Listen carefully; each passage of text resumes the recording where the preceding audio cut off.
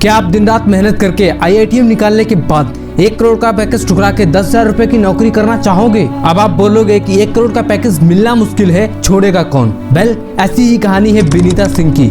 गुजरात के छोटे से शहर से आने वाली लड़की जिसने अपने सपनों को पूरा करने के लिए ऐसे ऐसे कदम उठाए जो कि हम सोच भी नहीं सकते। क्या किसी ने सोचा था कि आज से 6 साल पहले शॉपिफाई के थ्रू सिर्फ 2 प्रोडक्ट से शुरू करा जाने वाला ये बिजनेस आज मेबीलैंड एंड लैक्मी जैसे ब्रांड्स को बीट करते हुए 3000 करोड़ की कंपनी बन जाएगा? वेल, आज के इस वीडियो में हम शुगर कॉस्मेटिक के बारे में बात नहीं करेंगे। हम बात करने वाले हैं शुगर कॉस्मेटिक्स की founder and CEO Vinita Singh की जर्नी के बारे में, कि उन्हें अपनी जर्नी में कितनी सारी प्रॉब्लम से फेस करना पड़ा। अगर आप एक स्टूडेंट हैं या जॉब करते हैं या खुद का बिजनेस कर रहे हैं और आप कुछ बड़ा करने का इरादा रखते हैं तो ये वीडियो आपके लिए बहुत ही हेल्पफुल होगा।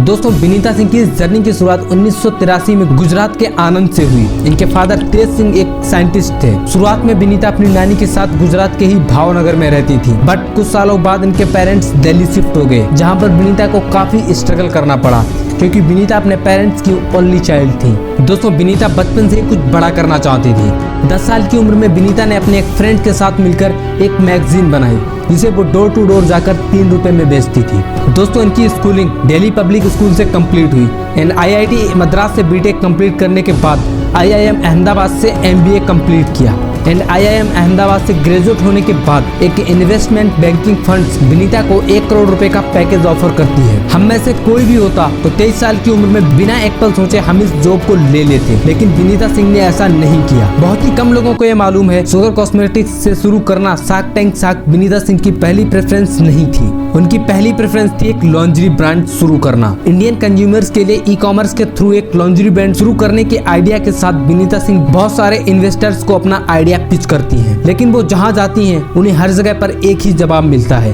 कि हम आपको फंडिंग क्यों दें, आपकी जगह किसी एक्सपीरियंस को क्यों ना दें, लोग आपसे ही खरीदना क्यों पसंद करेंगे। इस चीज ने विनीता को अंदर से झिझोड़ दिया एंड देन शी डिसाइडेड कि अब चाहे कुछ भी हो जाए, अब स्टार्टअप बूटस्ट्रैप ही होगा। नहीं चाहिए किसी इन्वेस्टर्स का पैसा, खाली जेब और ना ही कोई बिजनेस एक्सपीरियंस। बस मन के अंदर एक जिद लेकर विनीता सिंह एक सर्विस कंपनी की शुरुआत करती हैं, जिसका काम ये होता है कि वो बाकी कंपनियों को उनके एम्प्लॉयज का बैकग्राउंड चेक करने की सर्विस प्रोवाइड करती हैं। दोस्तों, जहां एक तरफ विनीता को साल का 1 करोड़ मिल रहा था, अब वहीं विनीता सिंह को सिर्फ 10,000 रुपए महीने में गुजारा करना पड़ रहा था। बिजनेस धीरे धीरे ग्रो तो हो रहा था, लेकिन एक प्रॉब्लम थी। वो प्रॉब्लम थी स्केलेबिलिटी। बहुत ही कम ऐसे सर्विस बिजनेस होते हैं जो एक बहुत ही ज्यादा बड़े स्केल पर स्केलेबल हो। और सबसे इम्पोर्टेंट, विनीता सिंह काम तो कर रही थी, लेकिन उनका इस काम में कोई इंटरेस्ट नहीं था, ये उनका पैशन ही नहीं था। और यही वो जगह थी जहां पर जन्म हुआ शुगर कॉस्मेटिक्स का। क्या किसी ने सोचा था कि एक छोटी सी कंपनी जिसकी बैंक अकाउंट में हार्डली 30 लाख रुपए बचे हुए हैं, वो सालों से खड़े हुए कॉस्मेटिक्स ब्रांड की नींव हिला देगी?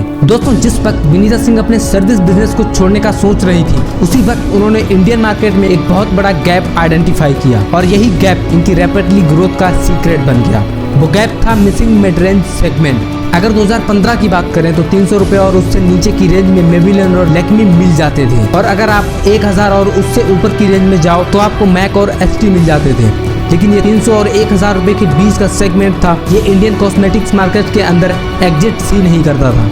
इस रेंज के अंदर किसी भी ब्रांड ने प्रोडक्ट लॉन्च करने के बारे में नहीं सोचा था। मेबेलिन, मैक, लैक्मी, रेवलॉन, ये सारे के सारे ब्रांड जब भी कोई अपना प्रोडक्ट लॉन्च करते तो वो प्रोडक्ट तो बहुत ही जबरदस्त होता था, लेकिन क्योंकि ये सारे के सारे ब्रांड्स इंटरनेशनल हैं तो इनके जो प्रोडक्ट होते थे वो ग्लोबल स्किन स्टैंडर्ड के हिसाब लॉन्च करे जाते थे। लेकिन जब विनीता सिंह ने कंज्यूमर्स से बात की तो 90% कंज्यूमर्स से उन्हें एक इंसाइट्स मिली। वो इंसाइट्स ये थी, उनकी स्किन के ऊपर इंटरनेशनल ब्रांड सूट ही नहीं करते, क्योंकि इंडियन स्किन टाइप थोड़ी अलग है, प्लस इंडिया के अंदर पोल्यूशन भी बाकी वेस्टर्न कंट्रीज से ज्यादा है, तो इसलिए लड़कियां जो भी मेकअप लगाती थी वो आधे दिन से कम में उतर जाता था। तो उनको ना तो ड्यूरेबिलिटी मिल रही थी और ना ही उनको ऐसा प्रोडक्ट मिल रहा था जो उनकी स्किन टाइप को सूट करे।